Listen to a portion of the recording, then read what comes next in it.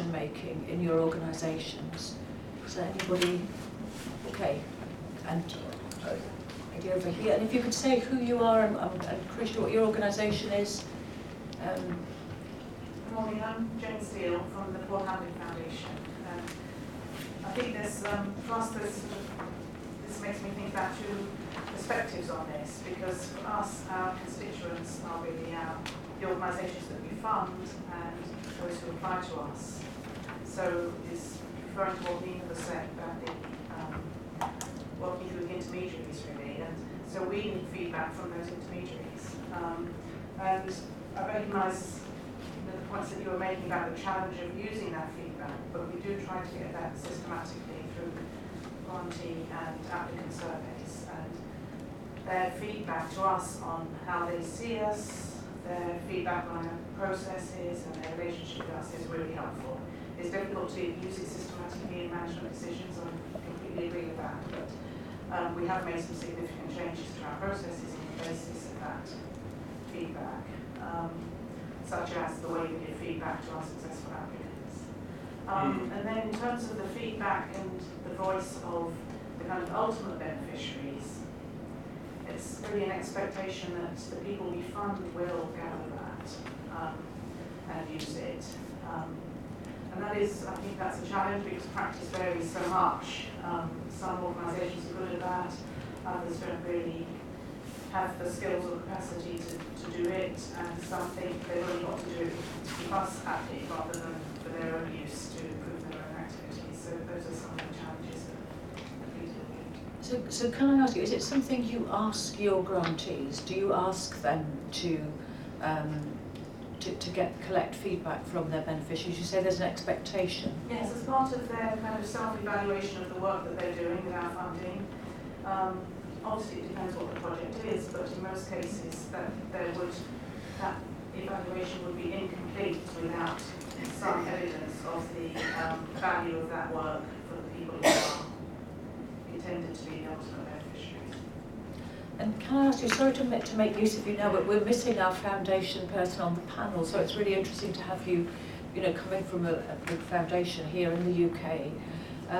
Because what I would have asked Richard had he been here is, and just take it more widely, is what can foundations gain from using beneficiary feedback, and what would you say to people about that?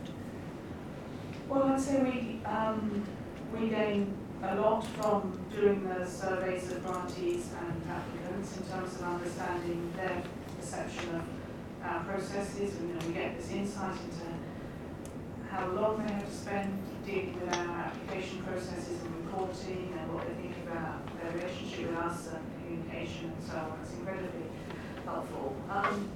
And I also think that one of the speakers mentioned kind of the moral argument for this, and as an organisation that expects its grantees to be accountable to and to gather feedback from the people they work with, I think the onus is on us to demonstrate that we're doing the same thing with the organisations that help to deliver the impact that we want to ultimately achieve.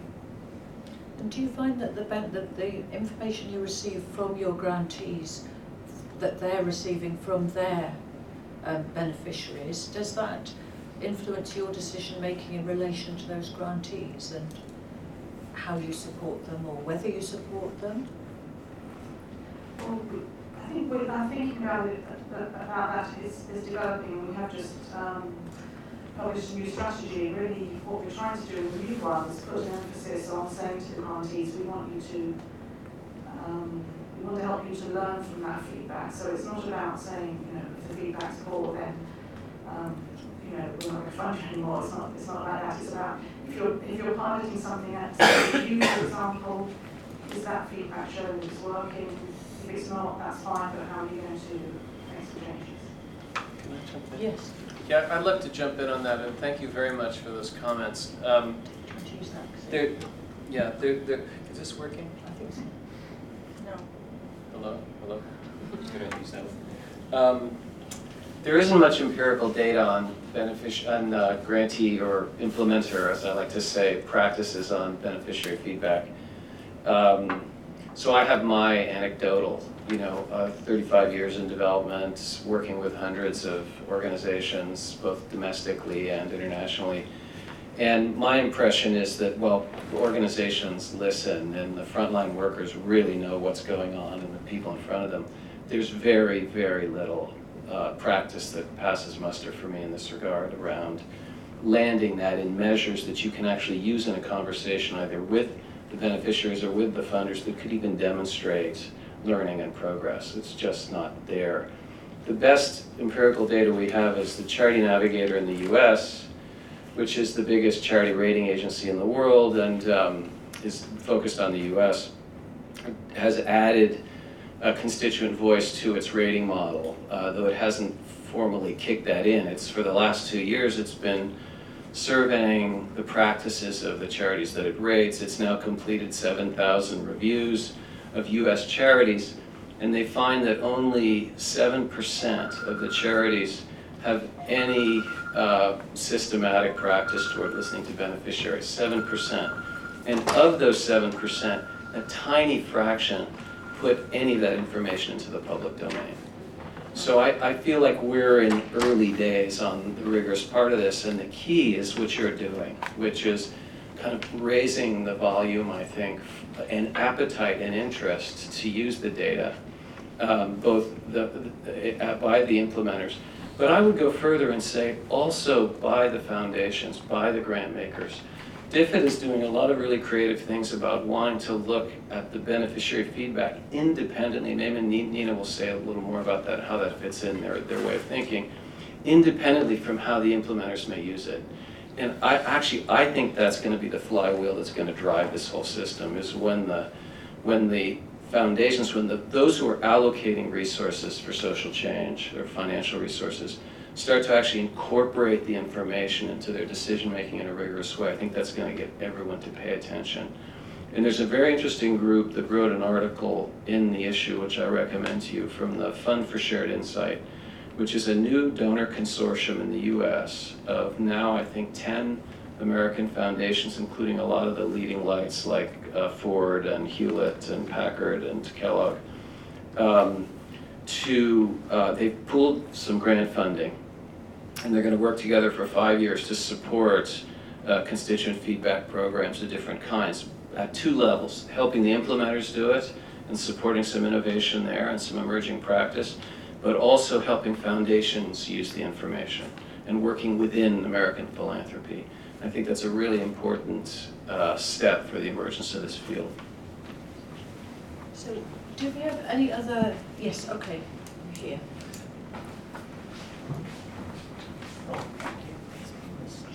Hello, my name is Anna from the Medical Foundation. We're Sorry? also a philanthropic organisation, similar to Bonbright. And I see the problem as two. Many years ago, we thought it would challenge, because we fund a lot of organisations, the NGOs, INGOs, similar to DFID or having. We decided to actually challenge the organisations in terms of the feedback that we get from the work we do. In terms of, we decided to call them impact action. We came up with a certain number of, say, key performance indicators, which was the sort of the top line we tried to achieve rather than just the outcome of a project.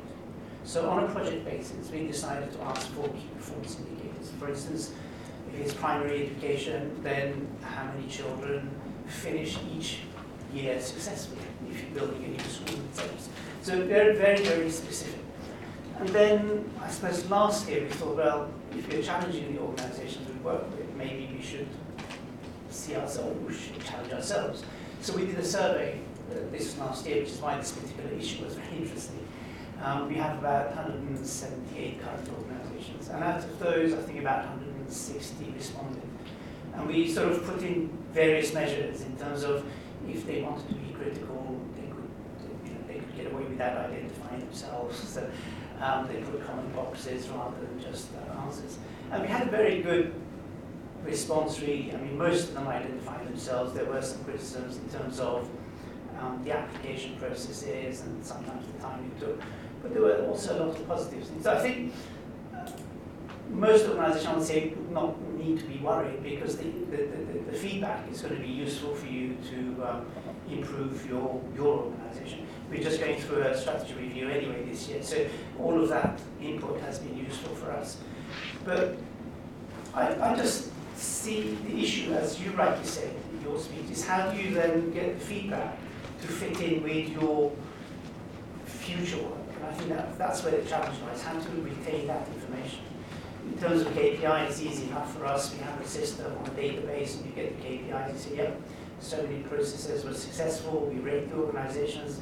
The projects went well, or the project went well, but the organization was not good because the reporting was late, etc., etc.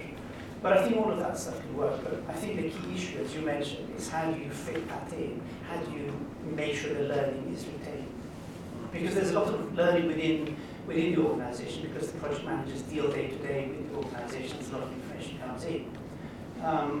But how do you retain that information that stays with the people, you know, other than retaining the personnel? I don't know how best you can get that into the system. I think that's going to be the challenge.